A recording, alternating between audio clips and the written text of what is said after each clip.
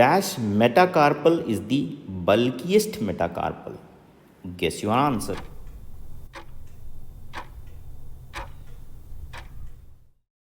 So here in this image you're seeing is the metacarpal bones, and here you're seeing is the first metacarpal, which has same parts just like a long bone. In an adult long bone also you have three parts: head, base and a body or the shaft in between.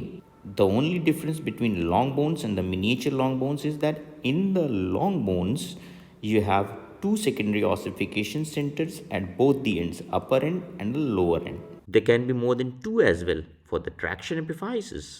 But in metacarpals and metatarsals, you have only one secondary ossification center, and that is towards the head end of these metacarpals as well as in metatarsals. But in the first metacarpal and first metatarsal, you find the secondary ossification center, it's towards the base, just like in phalanges. In phalanges also, because remember the phalanges also are miniature long bones. These miniature long bones also have only one secondary ossification center, and that is towards the base. So that's why remember the morphological significance of first metacarpal is that it behaves like the proximal phalanx of the thumb. Then here you're seeing is the shape of the first metacarpal. See how much short, stout, thick, bulky and strong it is.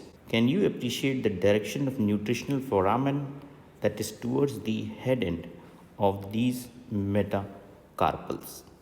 This is another image where you can appreciate the features of this first metacarpal. You have a head, base and a shaft. Down below, it articulates with the trapezium. And you can very well appreciate that the articular surface on the trapezium is like this. This shows it is concavo-convex. And on the lower end of this first metacarpal, on below the lower surface, you find is again a concavo-convex surface. So together, these two bones, when they join, they form a saddle joint. Now, just for your interest, I have included this image of metatarsal bones as well. Like in case in future, if they ask which is the strongest, which is the bulkiest, which is the shortest, stoutest metatarsal, the answer will be first one. First one is the smallest and bulkiest metatarsal. They can also ask which is the longest metatarsal.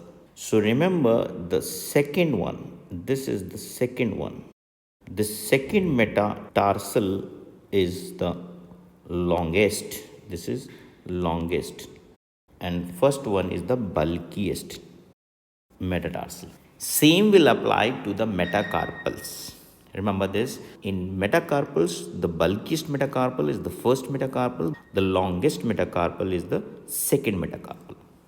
Here you can appreciate in this image that the second metacarpal is longest metacarpal.